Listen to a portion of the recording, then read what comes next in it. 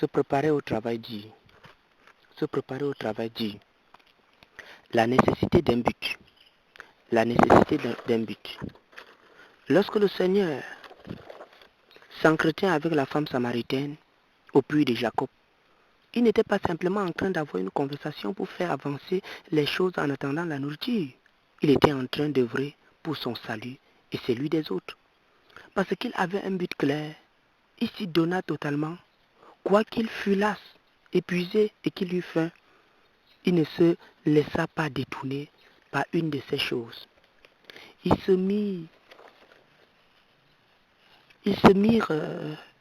mit de côté la lassitude, la fatigue et la faim et œuvra pour la gagner dans le royaume.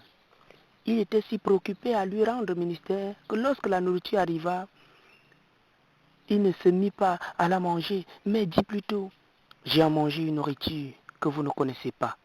Jean 4, verset 32. Et il ajoute par la suite, et ma nourriture est de faire la volonté de celui qui m'a envoyé et d'accomplir son œuvre. Jean 4, verset 34. Cela aura été impossible pour le Seigneur de se livrer si complètement et totalement s'il n'y avait pas le but en vue. À propos de l'autre côté d'un Corinthiens 9, le verset 25 à 26 dit, moi donc je cours, non pas comme à l'aventure, je frappe, non pas comme battant de l'air, mais je fais une chose, oubliant ce qui est en arrière et me portant vers ce qui est en avant. Je cours vers le but pour remporter le prix de la vocation céleste de Dieu en Jésus-Christ. Philippiens 3, le verset 13 à 14. Ainsi mes frères, il nous faut à tout prix un but. Plus loin, nous pouvons lire. Pour ce faire, il faut qu'il établisse des buts mineurs qui, une fois accomplis, lui permettront d'accomplir le but majeur. Ces buts pourraient être consister. Ces buts pourraient consister à travailler dur en faisant excellemment son présent emploi, ce qui englobera passer plus de temps à étudier la parole de Dieu. Il faut un but majeur. Et en plus du but majeur, il faut diviser le but majeur en des buts mineurs et les poursuivre un par un. Toute vie sans un but majeur est une vie gaspillée, je le répète. Toute vie sans un but majeur est une vie gaspillée. La dimension de ton but. Si la dimension de ton but n'est pas très gigantesque, tu ne pourras pas poursuivre ce but. Lorsque tu es fixé sur le but que tu as établi pour ta vie, tu devras te rassurer que le but soit suffisamment grand pour exiger ton tout. Tu devrais te rassurer que le but soit suffisamment grand pour être digne de toi. Pour avoir un but qui soit digne de toi, tu as besoin de te voir toi-même dans une véritable perspective. Qui d'après toi te connaît le mieux? Est-ce toi-même? Sont-ce tes parents? Est-ce ton ami qui te connaît le mieux? Le texte sera. Dieu dit que tu es un Dieu. D'après le Psaume 82, le verset 6. Tu dois cesser de penser comme un nonchalant. Tu es un Dieu. Dieu a dit que tu es un Dieu. Psaume 82, le verset 6. Ce que Dieu a fait de toi, tu devrais le connaître. Dieu a fait de toi un Dieu. D'après le Psaume 88, le Psaume 8, le verset 4 à 9. La Bible dit ceci, je cite. Tu l'as fait de peu inférieur à Dieu. Tu l'as couronné de gloire et de magnificence. Tu lui as donné la domination sur les œuvres de tes mains. Tu as tout mis sous ses pieds, les brebis comme les bœufs, et les animaux des champs, les oiseaux du ciel, les poissons de la mer, tout ce qui parcourt les sentiers des mers. Ainsi Dieu dit que tu es un Dieu. Ce que Dieu t'a donné le pouvoir de marcher sur les serpents et les scorpions, sur toute la puissance du diable. Dieu t'a donné la domination sur les œuvres de ses mains, pour que tu domines sur tous les animaux, d'après Genèse 1, le verset 26 à 28. Tu devrais connaître ça, mon frère. Tu devrais connaître cela. La dimension de ton but. La dimension de ton but. Demande-toi. Demande-moi, je te donnerai les nations pour héritage, les extrémités de la terre pour possession, l'a déclaré le Seigneur dans le Psaume 2, le verset 8. Tu es un enfant de Dieu. Cela signifie que faire une chose quelconque en dessous de ce pourquoi tu fus créé sera ennuyeux pour toi, très ennuyeux pour toi. Si tu penses que tu es un échec ou d'aucune utilité, tu n'atteindras pas ta potentialité, mon frère. C'est très important. Ce que tu crois au sujet de toi-même affectera ton but. Ce que tu crois au sujet de toi-même affectera ton but. Ne te concentre pas sur tes limitations. David n'avait que 5 petits cailloux et il accomplit son grand but de ce jour-là. Il tua le fort et bien armé Goliath. Tu es capable. Tu es capable. Tu es capable, mon frère. Tu es Dieu. Établis pour toi-même un but à la dimension d'un Dieu. Tu es un peu inférieur à Dieu. Établis pour toi-même un but qui est de peu inférieur à celui que Dieu s'est fixé pour lui-même. Tu es le fils du roi. Établis des buts qui soient dignes du roi et du royaume. Tu travailles pour le roi. Fais pour lui un travail digne de sa gloire, de sa majesté et de sa puissance. Ne dis pas que tu es incapable. Confesse avec l'apôtre, je puis tout par celui qui me fortifie. La dimension de ton but déterminera si oui ou non tu deviendras une personne laborieuse. Les gens qui ont de grands buts et qui sont déterminés à les accomplir deviennent des gens très laborieux, car le travail très dur est indispensable pour l'accomplissement de tout grand but. La nécessité de la formation.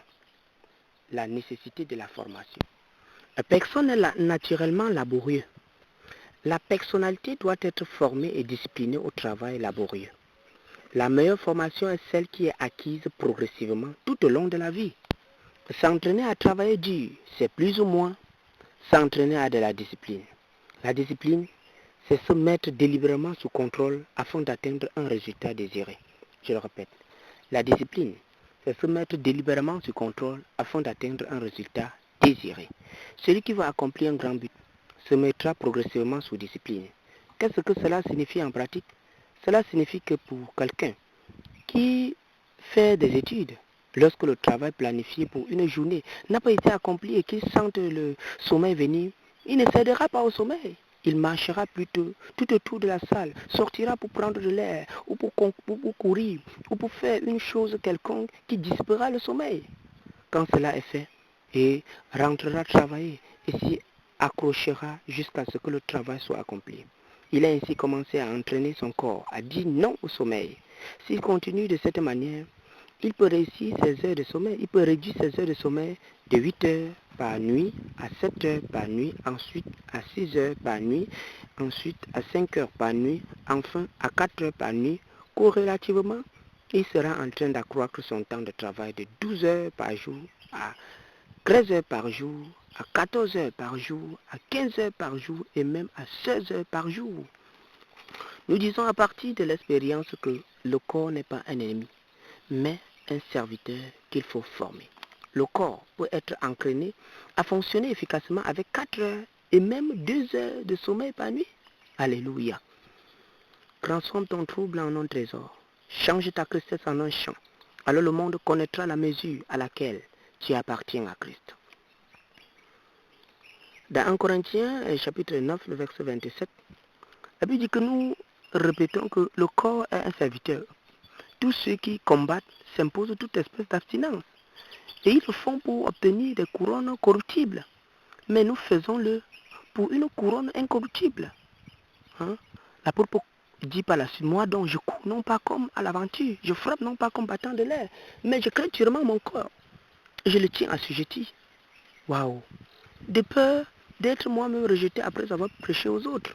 Alléluia. Nous répétons que le corps est un serviteur farouche et qui a besoin d'être dompté pour servir convenablement. Prenons le domaine de la nourriture. Il est bien connu que manger beaucoup et travailler laborieusement à la prière s'excluent mutuellement. Nous savons qu'il y a des gens qui consomment 3 ou 4 fois la quantité de nourriture que d'autres personnes de la même taille consomment. Ce n'est pas que certains organismes ont besoin de plus de nourriture que d'autres, mais que certains organismes ont été habitués à plus de nourriture que d'autres. Celui qui veut travailler avec ardeur va aussi s'entraîner à réfléchir correctement. Il connaît la puissance des pensées. Il va divorcer permanemment avec toutes les pensées qui lui suggèrent qu'il y a du plaisir à être à l'aise et oisif. Il va se fermer aux pensées qui suggèrent le repos alors que le travail n'est pas achevé et qu'il lui reste de l'énergie. Il va se remplir lui-même des pensées du Dieu qui travaille dur et de la récompense qu'il a à réserver à ceux-là qui travaillent dur. La Bible dit qu'il faut que le laboureur travaille avant de recueillir des fruits. 2 Timothée 2, le verset 6. Si nous persévérons, nous régnerons aussi avec lui. 2 Timothée 2, le verset 12. Ainsi donc, la personne qui veut travailler dur va discipliner tout dans son corps. Il doit discipliner tout dans sa pensée, dans sa volonté, dans ses émotions, dans ses appétits, afin qu'il y ait une harmonie totale dans sa personnalité. C'est alors qu'elle réussira. Tu devrais savoir que je suis un Dieu. Je suis enfant de Dieu. Je suis le fils du roi. Il faut que j'agisse tel que je suis. Il faut que je fasse de grandes choses pour le roi. Quelqu'un est en train de suggérer que tu es un échec. La réponse que tu lui donneras est: je ne peux être un échec. Je suis un succès de Dieu. J'ai été créé pour dominer. J'ai reçu la domination. J'ai un grand but. J'exercerai la domination. J'exercerai la domination en accomplissant le grand but. Je n'échouerai pas, car Dieu vit en moi. Et Dieu n'a jamais échoué. Un but suprême nécessite tout de toi. Je le répète, qu'un but suprême nécessite tout de toi. Le but suprême ne peut être accompli qu'à un prix suprême. Un but suprême ne peut être accompli qu'en y investissant tout ce que tu es, de tout ce que tu as. Alléluia. Nous avons dit qu'un but suprême exige ton tout. Ceci va inclure toute ton énergie physique, toute la force de ta volonté, toute ta force mentale, toute ta force émotionnelle, tout ton argent, tout ton temps. Oui, tout ton temps. Pour accomplir ton but, tu dois y travailler très dur. Tu dois y mettre toute l'énergie possible. Tu dois y mettre toute l'énergie possible de la manière la plus intelligente possible. Tu dois y investir toute l'énergie possible que tu peux y mettre et en un temps aussi court que possible. Tu ne dois rien épargner, rien retenir. En y investissant ton énergie, tu dois t'assurer que tu l'investis sagement. Il faudra qu'elle soit investie de telle manière que le but soit accompli dans le plus bref délai possible. Il faut qu'elle soit investie de telle manière que tu ne sois pas détruit avant l'accomplissement du but. Une chose que tu devras faire sera de t'assurer constamment que tu ne retiens aucun gramme d'énergie que tu pouvais investir dans l'accomplissement de ton but. Il faudra, je le répète, il faudra, je le répète, il faudra t'assurer que rien n'est fait en 2 jours qui pouvait être fait en 1 jour, je le répète. Il faudra t'assurer que rien n'est fait en 2 jours qui pouvait être fait en 1 jour. Le but que Dieu accorde à une personne d'accomplir dans sa vie doit être tel qu'il nécessite que la personne y investit tout ce qu'elle est et tout ce qu'elle a pour toute sa vie pour pouvoir l'accomplir.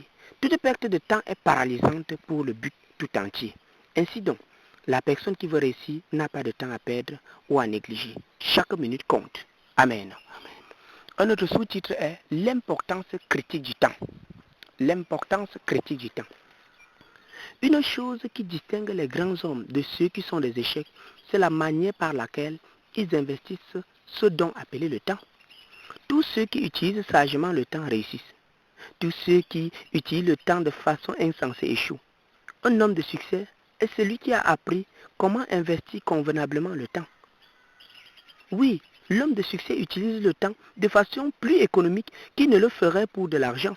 En réalité, il réalise que bien que le temps soit un don gratuit de Dieu, c'est le don le plus périssable.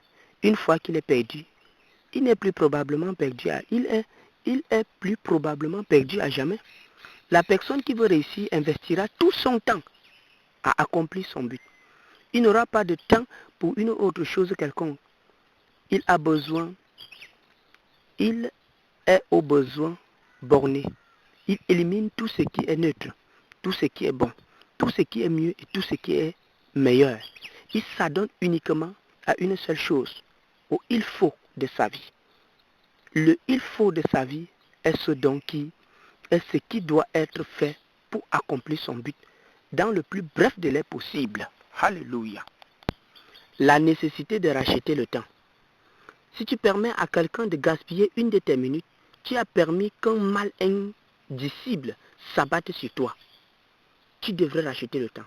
La Bible déclare dans Ephésiens 5, versets 15 à 16. Prenez donc garde de vous conduire avec circonspection, non comme des insensés, mais comme des sages. Rachetez le temps, car les jours sont mauvaises. Évaluer le coût, la nécessité d'évaluer le coût.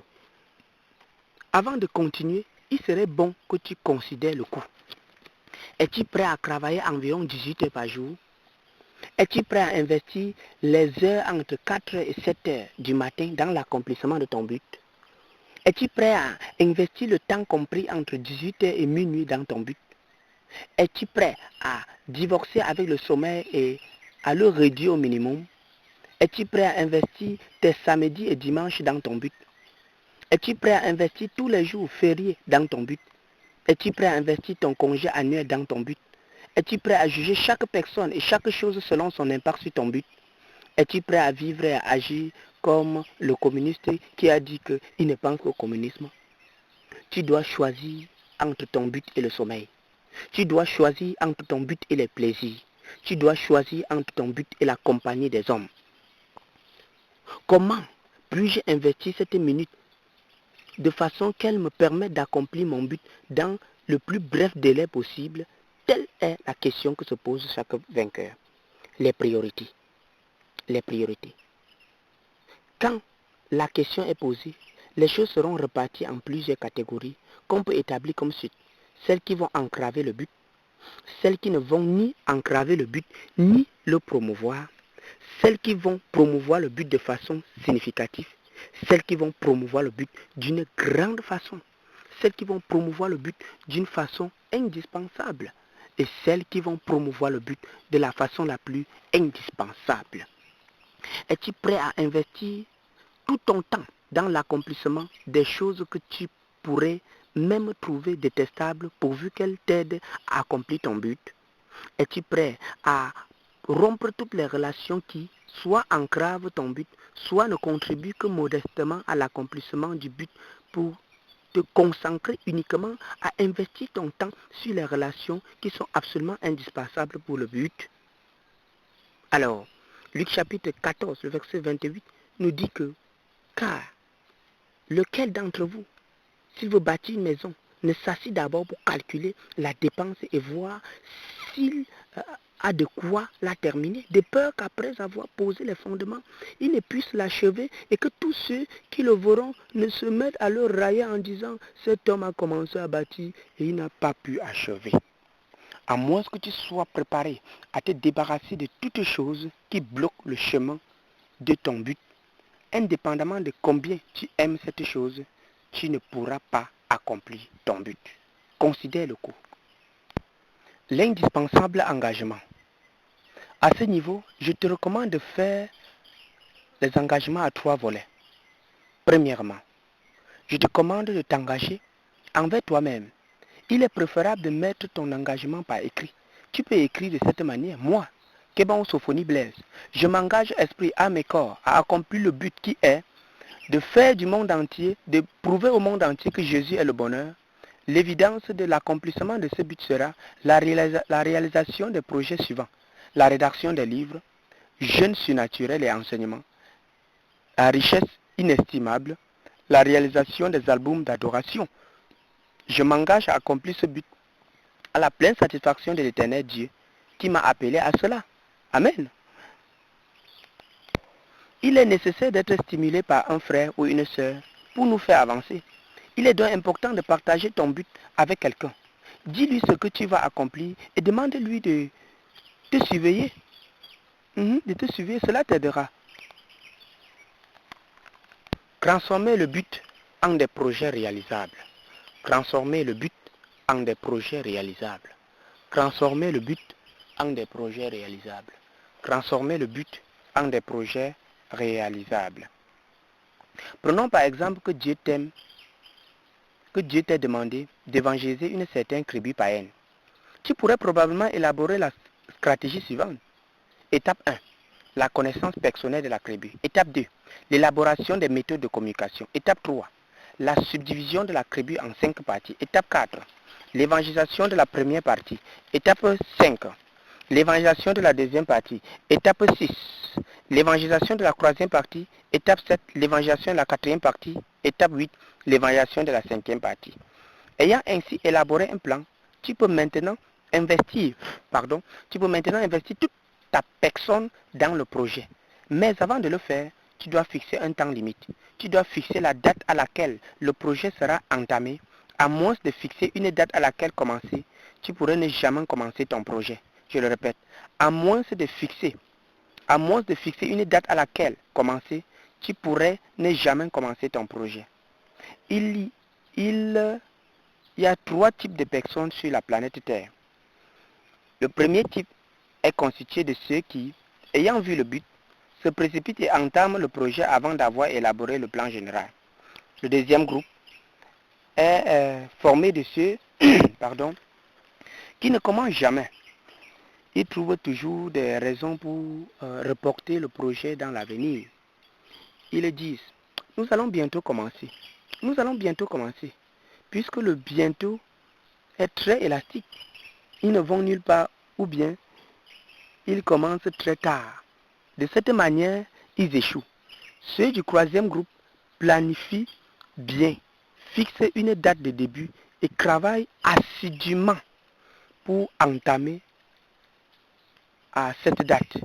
Nous répétons qu'ils travaillent ardemment pour entamer. Pourquoi est-ce que je le dis?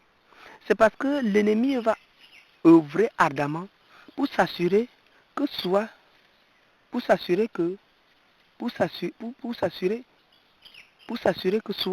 tu te précipites avant le temps sans avoir planifié, soit que tu demeures celui qui planifie indéfinitivement. Il peut t'attaquer pour s'assurer que tu sois toujours en train de te demander comment puis-je réaliser le plan? Y a-t-il quelque chose à ajouter? Y a-t-il quelque chose à soustraire? Il y aura toujours des choses à ajouter ou à soustraire. Et celles qui sont immédiatement évidentes après qu'on ait cherché Dieu à leur sujet devraient être ajoutées ou soustraire. Cependant, passer jour après jour à planifier, c'est faire de la planification le but et non un moyen pour atteindre le but, je le répète. Passer jour après jour à planifier, c'est faire de la planification le but et non un moyen pour atteindre le but. Il y a un temps pour agir. Quand ce temps arrive, continuer à s'attendre au Seigneur, c'est pécher, c'est échouer, c'est utiliser un langage religieux pour se dérober du travail dur. Je le répète encore, il y a un temps pour agir. Quand ce temps arrive, continuer à s'attendre au Seigneur, c'est pécher, c'est échouer, c'est utiliser n'importe quel truc pour se dérober du travail dur. Je t'encourage, toi frère, hésitant à commencer. Tu as planifié et était suffisamment préparé. Ne permets pas que l'hésitation, enterre ton projet. Ne permets pas que la peur de l'échec détruise les choses. Ne permets pas qu'une paralysie des échecs du passé te bloque. Tu n'es pas seul. Dieu t'a demandé de travailler pour lui. Dieu t'a demandé de travailler avec lui. Il va travailler avec toi. Si les choses deviennent très difficiles, il te soutiendra et t'empêchera de te noyer. Plusieurs personnes parlent du manque de foi de Pierre et de son naufrage. Cependant, Pierre avait eu 2 expériences que les lâches dans le bateau n'avaient jamais eues. La première expérience fut qu'il marcha effectivement sur l'eau pendant quelque temps. Les autres n'ont jamais marché sur l'eau, même d'un pas. La seconde expérience est qu'il avait eu le privilège de voir le Seigneur le secourir et l'empêcher de se noyer. Ces autres avaient aussi raté cette expérience. Il est préférable d'échouer que de ne jamais essayer du tout. C'est encore mieux d'avancer avec le Seigneur et de réussir avec lui. Alléluia. Cette irrésolution ou cette hésitation intérieure est évidente dans plusieurs domaines de la vie. Le manque de la volonté à prendre une décision. Le manque de volonté à descendre du lit quand c'est l'heure de prier. Le manque de volonté à arrêter de bavarder pour se mettre à prier. Le manque de volonté à arrêter de lire la Bible pour se mettre à prier. Le manque de volonté à parler du salut à cette personne. Le manque de volonté à confronter la personne et à lui dire tu as péché. Le manque de volonté à ôter effectivement la saleté. Le manque de volonté à arrêter de jouer pour entamer la leçon. Le manque de volonté à ouvrir la bouche et se mettre à confesser le péché. Ce sont là les caractéristiques des paresseux. La Bible les met en garde. Va vers la fourmi paresseux. Va vers la fourmi paresseux. Va vers la fourmi paresseux. Va vers la fourmi paresseux. Va vers la fourmi paresseux. Et considère ses voies et devient sage. Elle n'a ni chef, ni inspecteur, ni maître. Elle prépare en été sa nourriture. Elle amasse pendant la moisson de quoi manger. Paresseux, jusqu'à quand seras-tu couché? Quand te lèveras-tu de ton sommeil? Un peu de sommeil, un peu d'assoupissement, un peu croiser les mains pour dormir. Et la pauvreté te surprendra comme un rôdeur et la disette comme un homme en armes. Proverbe chapitre 6, le verset 6 à 11. Pour tout projet ou toute action, il y a un point critique au-delà duquel une action correcte devient soit difficile, soit impossible. Il y a ces 5 minutes de sommeil supplémentaires qui, une fois désirées, pourraient résulter en 2 ou 3 heures de plus de sommeil et en 2 ou 3 heures de prière perdues. Il y a une indécision qui pourrait affecter ta destinée ou celle d'un autre éternellement. Qu'est-ce que tu as toujours rapporté? Qu'est-ce que tu as toujours à rapporter? Es-tu un grand procrastineur? Alors mon frère, il faudra que tu changes. Fixer des délais. Fixer des délais. Une fois que tu as élaboré ton plan, tu as besoin de fixer des délais. Il faut que tu fixes à l'avance une date à laquelle chaque étape devrait être achevée. Pour ce faire, il est nécessaire de fixer la date du commencement et la date de finition du projet. Dieu n'appelle personne à évangéliser éternellement une certaine tribu. Il faut que la tribu soit évangélisée avant une certaine date. Il n'existe peut-être pas d'autre moyen de stimuler au dur labeur que le délai. Quand quelqu'un se fixe lui-même un délai devant Dieu, il s'est mis lui-même sous pression. Par exemple, il pourrait dire, Seigneur, je discerne que tu veux que je commence l'évangélisation de cette ville le 1er mars 2015 et qu'elle soit achevée d'ici le 31 décembre 2016. Ayant fait cet engagement, la personne devra considérer cela comme un vœu fait au Seigneur. Le 31 décembre 2015 ou avant cette date, ce village devrait être, qu'est-ce qu'il dit? Ce village devrait être présenté au Seigneur, étant entièrement évangélisé de la manière qui satisfait le cœur du Seigneur. C'est cela le travail dur. Ainsi donc, il y aura une date de début et une date pour la finition de chaque étape. En traitant ainsi avec Dieu, la crainte de Dieu, la peur de le décevoir, la crainte de perdre la récompense, la crainte que sa récompense risque d'être prise par un autre, le tout constituera une force qui poussera la personne à œuvrer, à presser de l'avant, à s'efforcer, à transpirer, à crêter durement son corps, endurer la souffrance, sacrifier le sommeil, sacrifier le plaisir, sacrifier toute autre chose, ne pas se reposer, ne point donner de repos à Dieu, accepter toute aide envoyée par Dieu, ne fixer les regards que sur le but, ne s'adonner qu'au travail jusqu'à ce que tout soit achevé et présenté au Seigneur de toute gloire.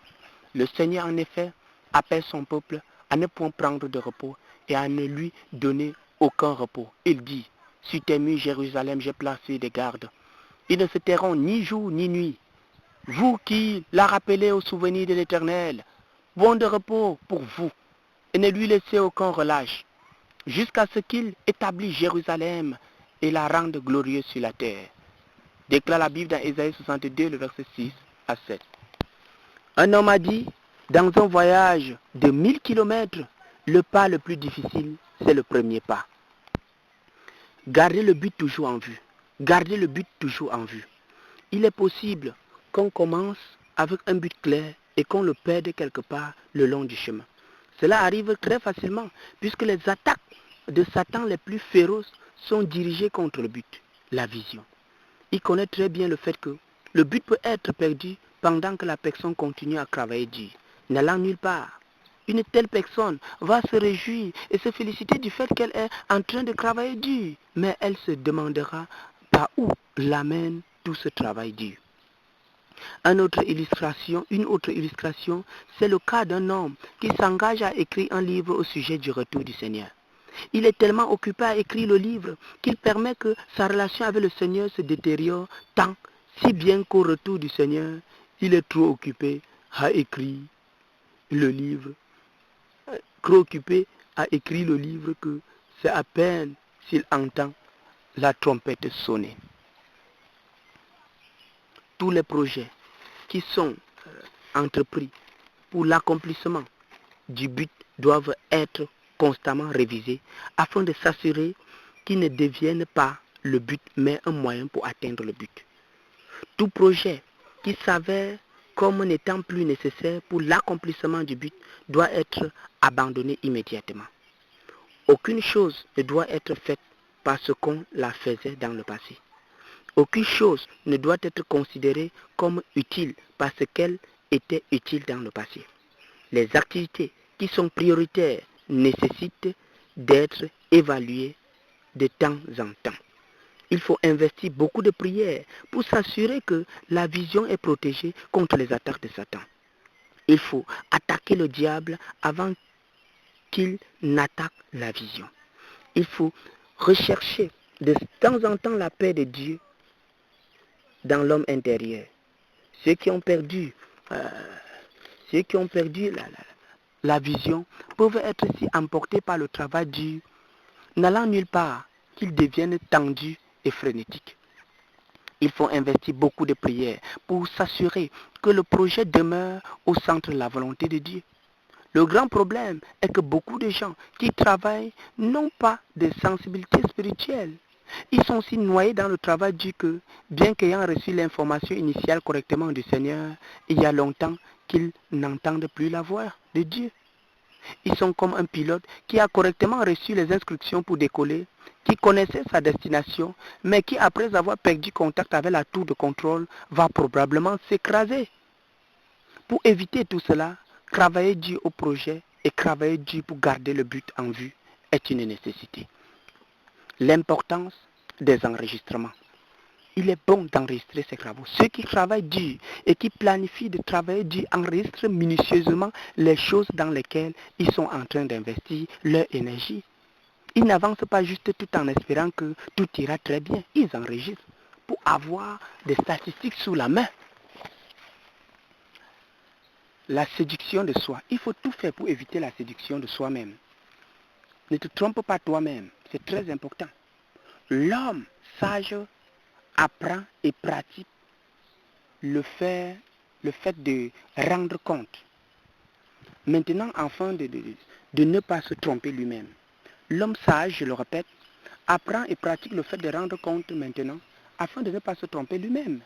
C'est très important. Pour ce qui concerne le travail dur, celui qui cherche à être approuvé va travailler dur, va travailler plus dur, va travailler de plus en plus dur et travailler le plus dur possible. Alléluia. Je le répète.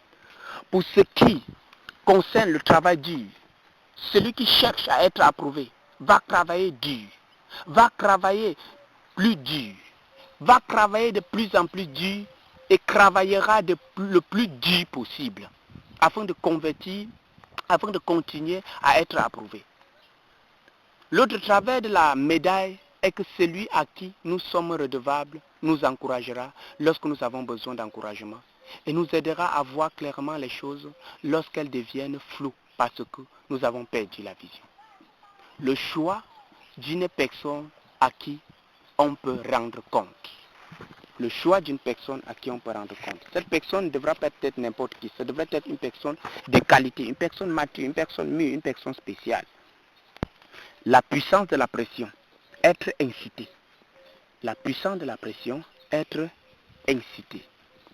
Dieu a mis en chacun suffisamment de force pouvant être libéré une fois qu'on est dans l'urgence. Il est tout à fait évident que si un coureur médiocre était pourchassé par un lion, il pourrait courir à une vitesse qui déclasserait plusieurs records du monde. Ne crois-tu pas cela? Je le crois. Je le crois. Chacun offre le meilleur de lui-même lorsqu'il est sous pression. Une fois sous la pression, les gens travaillent inlassablement pendant des jours. Sous pression, des gens sont restés s'endormir pendant des jours, des mois. Sous pression, l'impossible a été rendu possible. Si celui à qui tu dois rendre compte t'aide en te mettant sous pression, il t'aurait été d'une grande utilité. Alléluia. L'apôtre Paul dit dans Hébreux chapitre 10, verset 24, il aura été correct d'avoir le Seigneur Jésus comme le seul à qui nous devons rendre compte dans le temps. Le problème est que personne d'entre nous, ou très peu d'entre nous, atteint ce degré de spiritualité. Nous avons donc besoin les uns des autres de la Bible qui dit « Veillons les uns sur les autres pour nous exciter à la charité et aux bonnes œuvres. » Tu as besoin d'une autre personne pour t'exciter aux bonnes œuvres. Tu as besoin d'une autre personne pour t'exciter à travailler dur, à travailler plus dur, à travailler le plus dur possible. Cherche cette personne et t'aide. Et qu'elle t'aide commence aujourd'hui. Priez pour que le Seigneur, prie pour que le Seigneur t'excite. Dieu peut t'exciter, comme il a excité le cœur de l'apôtre Paul. Comme dans Agé, dans le livre d'Agé, il a excité. L'Éternel réveilla l'esprit de Zorobabel, fils de Ségias, gouverneur de Juda, et l'esprit de Josué, fils de Jokada, le souverain sacrificateur, et l'esprit de tout le reste du peuple. Il vint et il se mit à l'œuvre dans la maison de l'Éternel des armées. Le Dieu peut t'exciter au travail. Le Seigneur excitera ceux qui s'excitent déjà eux-mêmes. Je le répète, le Seigneur excitera ceux qui s'excitent déjà eux-mêmes à travailler dur pour lui. Il les excitera afin qu'ils travaillent de plus en plus dur pour sa gloire. Alléluia. La puissance de la pression te stimule toi-même. La puissance de la pression. 2 points. Te stimuler toi-même. Te stimuler toi-même. Marche très proche du Seigneur. Et la marche proche du Seigneur te stimulera. Lis la parole de Dieu. La découverte des vérités bibliques te stimulera. Martin lit l'histoire des frères. Martin Luther King, John Wesley, Charles Wesley, Jonathan Edwards, Watman Need, Johnson, Hudson Taylor, S. Studion, etc. Et elle te stimulera. Mets en pratique ce que tu sais déjà au sujet du travail dur. Ne sois pas quelqu'un qui n'est qu'un auditeur de la parole. Sois aussi un pratiquant, un acteur. Ne sois pas celui qui est toujours en train d'apprendre, mais ne parvient jamais à la connaissance de la vérité. À moins que tu commences à mettre en pratique la connaissance déjà acquise, tu risques de te priver de plus de connaissances. Mets par écrit ton but et écris-le sur plusieurs endroits. Écris des déclarations stimulantes comme celle-ci et affiche-les dans ton environnement. Jésus est le bonheur. Je ne mourrai pas, je vivrai. J'atteindrai mon but. Jésus est ma passion, mon obsession. Alléluia. Comme autre verset, je citerai Jean 4, le verset 34. Ma nourriture est de faire la volonté de celui qui m'a envoyé et d'accomplir son œuvre. 1 Corinthiens 15, le verset 4 à 7. L'amour est patient. Il signifie le souvenir est patient. Il est point de bonté. Il n'est point envieux. Il ne se vante point. Il ne s'enfle point d'orgueil. Luc 6, 46. Pourquoi m'appelez-vous Seigneur, Seigneur? Ne faites-vous pas ce que je dis. Somme 105, le verset 14. Ne touchez pas à mes maison. Ne faites pas de mal à mes prophètes.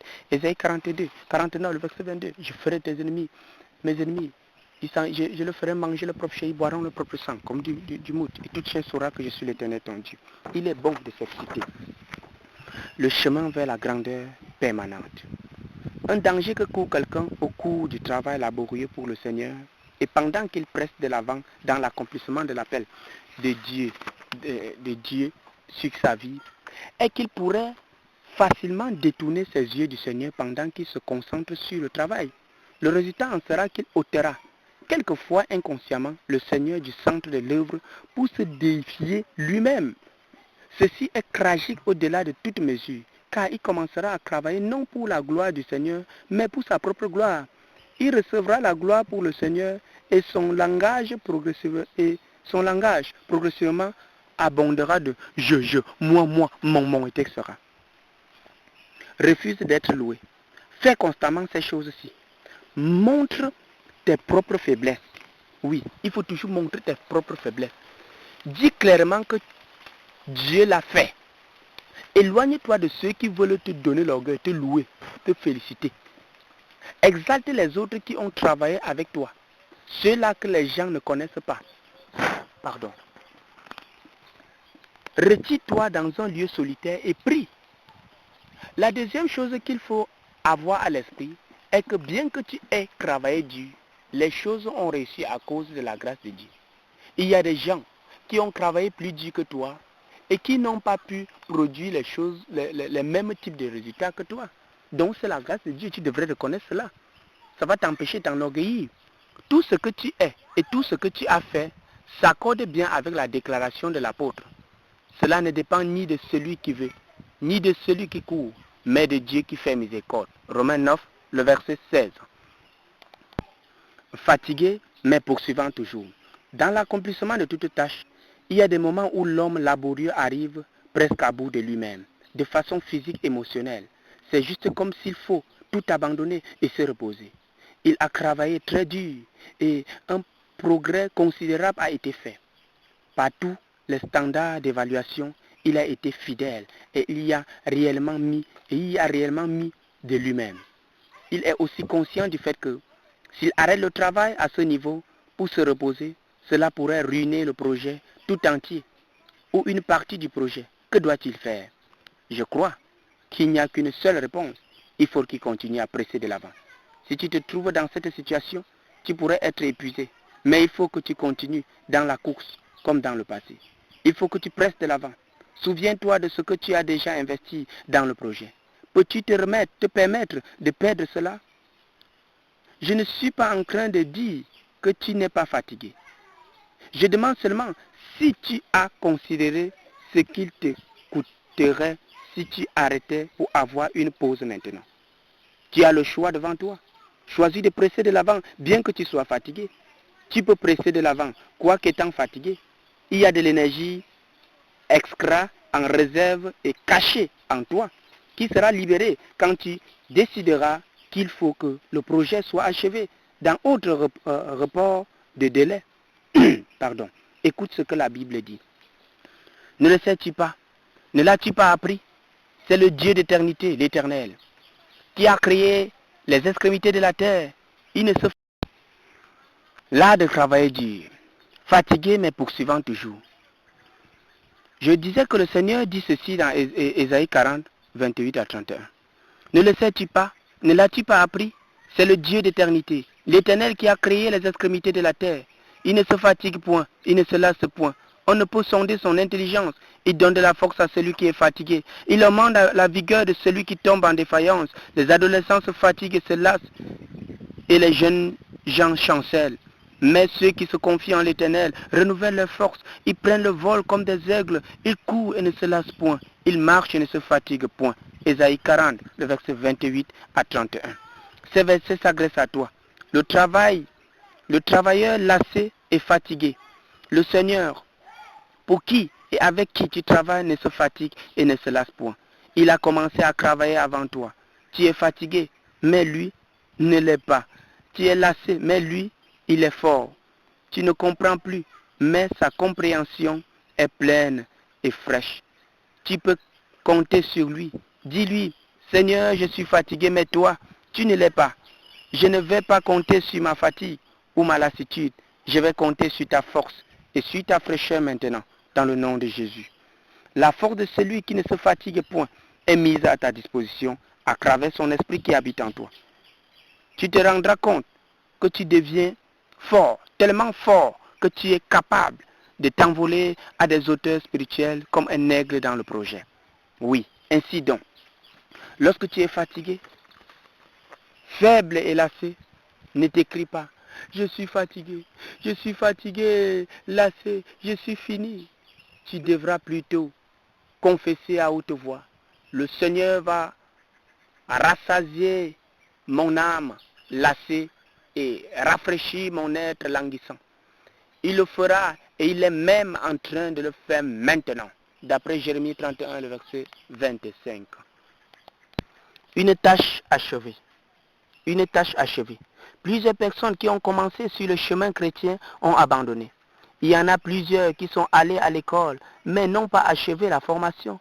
Il y en a plusieurs qui ont commencé à construire une maison et se sont arrêtés à la fondation, au mur, à la toiture, etc. Il y en a plusieurs qui ont commencé à écrire un livre, mais n'ont pas pu l'achever. On pourrait continuer à citer les exemples de gens qui ont commencé de bons projets, mais ne les ont point achevés. Chaque personne qui a décidé d'être un co-ouvrier avec Dieu doit aussi prendre la résolution d'achever les projets qu'elle entame. Le Seigneur Jésus acheva son œuvre. Du début, du haut de la croix, il proclama « Tout est accompli ». Après, il rendit son esprit à son Père. Tout au long de sa vie, il avait le fardeau d'achever le travail que le Père lui avait donné à accomplir. Il y en a, il y mit son tout. Et vers la fin, il dit « Je t'ai glorifié sur la terre. J'ai achevé l'œuvre que tu m'as donné à faire. » Jean 17, verset 4. L'apôtre Paul avait reçu du Seigneur Jésus l'œuvre à faire. Il s'y livra lui-même et dit « Mais je ne fais pour moi-même aucun cas de ma vie comme si elle m'était précieuse, pourvu que j'accomplisse ma course avec joie et le ministère que j'ai reçu du Seigneur Jésus d'annoncer la bonne nouvelle de la grâce de Dieu. » Actes chapitre 20, le verset 24. Il te faut aussi œuvrer pour achever la tâche qu'il t'a confiée. Le Seigneur Jésus glorifia le Père en accomplissant l'œuvre que le Père lui avait donnée à faire. C'est la manière par laquelle toi aussi tu peux glorifier le Père. Rappelle-toi qu'une tâche qui est achevée à 90% est inachevée et par conséquent ne mérite pas la récompense. Décide de travailler pour être fidèle de la date prévue pour l'achèvement de l'œuvre. Décide de ne pas entamer un autre projet jusqu'à ce que le premier soit véritablement achevé. Décider d'achever ne signifie pas finir la structure générale, mais les finitions avec tous les détails, puisque Dieu est concerné par les détails. Décide de ne pas te laisser persuader par quiconque pour t'empêcher d'achever l'œuvre. Décide d'être patient envers les finitions. Elles prennent beaucoup de temps et pourraient ne pas t'exciter au même titre que la sculpture grossière. Pouvoir presser de l'avant patiemment dans un détail après l'autre jusqu'à ce que tout soit fait, c'est une marque de maturité dans le travail dur. Pendant que celui qui est une brute dans le travail dur force et obtient la finition de la sculpture grossière, le dur travail raffiné permettra qu'on obtienne la finition. Celui qui veut réussir se préoccupera des deux aspects. Ne laisse pas le travail inachevé parce qu'il y a des obstacles qui ne peuvent pas être facilement surmontés. Efforce-toi de les surmonter. Ne le laisse pas inachevé parce qu'il peut être utilisé sous cette forme. Cela peut être effectivement utilisé par toi ou par d'autres, mais le Seigneur n'utilisera pas quelque chose d'inachevé alors que cela peut être achevé. Ne le laisse pas inachevé parce qu'il t'a coûté tellement de temps et d'énergie et parce que tu as fait mieux que les autres. Même si tu as fait mieux que les autres, fais encore mieux en achevant le travail. Souviens-toi que les autres pourraient ne pas achever leur travail, mais toi, il faut que tu achèves le tien. C'est le moyen de satisfaire le cœur de Dieu. Loue le Seigneur pour avoir été fidèle dans le glorieux nom de Jésus. Amen et Amen.